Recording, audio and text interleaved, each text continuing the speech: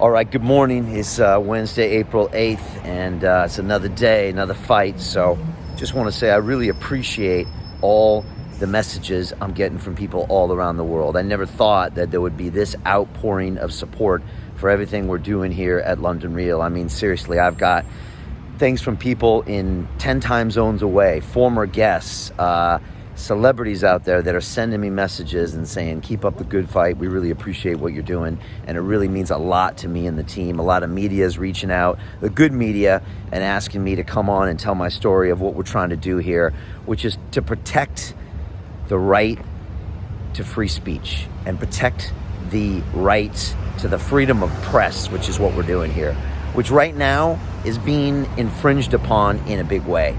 And I did a video last night talking about my conversation I had with YouTube last night, and it wasn't a very nice conversation. I don't really appreciate the way I've been treated by that company. I don't feel like they've been very professional by contacting the BBC before they spoke to me about pulling my content. But look, you know, that's the decision they made. And as you saw in my video last night, I've come to this simple conclusion. We don't need them, period. We've got the technology, we've got the platform, we've got the people around the world, the London Real army that's going to spread the word. And yesterday, 1 million people watched the David Icke episode on my website, which is probably as much that would have watched it on a platform like YouTube. And now I don't have to deal with their censorship. I don't have to deal with their algorithms. I don't have to deal with their shadow ban. And I don't have to deal with all their nonsense. Now, don't get me wrong. I will still work with YouTube, but I will not allow them to make my editorial decisions. And look at the 9-year history of London Real.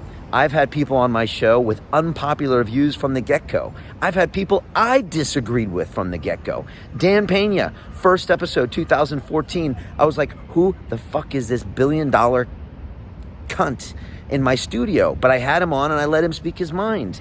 And he ended up changing a lot of people's minds from around the world. I had Mantak Chia talking about sexual energy. I've had convicted felons on my show talking about 10 years' time in the federal penitentiary, you know, and the crimes they did. All these people, Howard Marks, convicted drug smuggler, on my show talking about this stuff. When are you going to tell me that these people can talk and these people can't talk? David Icke is a 60-something-year-old man that wants to speak his mind in a calm way so you can make your own decisions. No one's going to tell me that I can't publish this stuff. This has been our history. We publish nuanced conversations. And again, I had a conversation with YouTube last night. Oh, David did this. He denied the existence of COVID-19. No, he didn't. That's not what he said. That's your little soundbite. But listen to the nuanced, long-form conversation, which is the bedrock of what we do here at London Real. Nuanced, long-form conversations. And get to know what someone's all about and get to know their perspective and then meditate on it and make a decision. All right? Another thing that the BBC said yesterday in their bullshit article was, oh, David was allowed to speak without being challenged by the host. Yeah, what the fuck do you think this is? Some CNN roundtable bullshit where you cut people off and that's media? What the fuck is that bullshit? That's not media.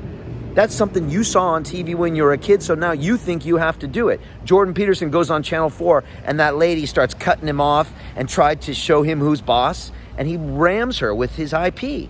Why don't you let the man speak? That's what I do here at London Real. I let the man speak. I let you decide. I don't need to be some talking head that butts in and challenges someone just to make it look like, what, that's independent media?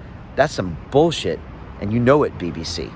And so, you know, I hear all this stuff, and I'm like, you don't even know what you're talking about. I know what I'm doing.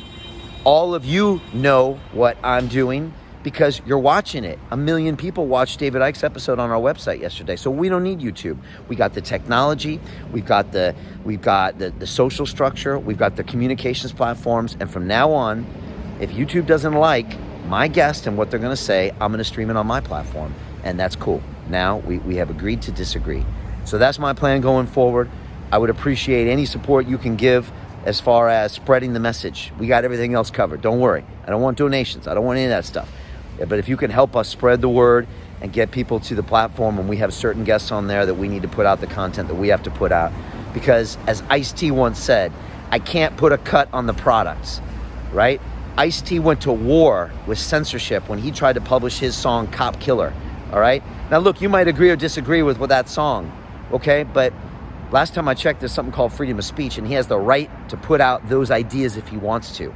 But he went to war with the U.S. government, with Tipper Gore, right? Which was the vice president's wife at the time, with the FBI, with his label Warner Brothers dropped him, right? And he put an album out later and he said, I can't put a cut on the product. I just can't live like that.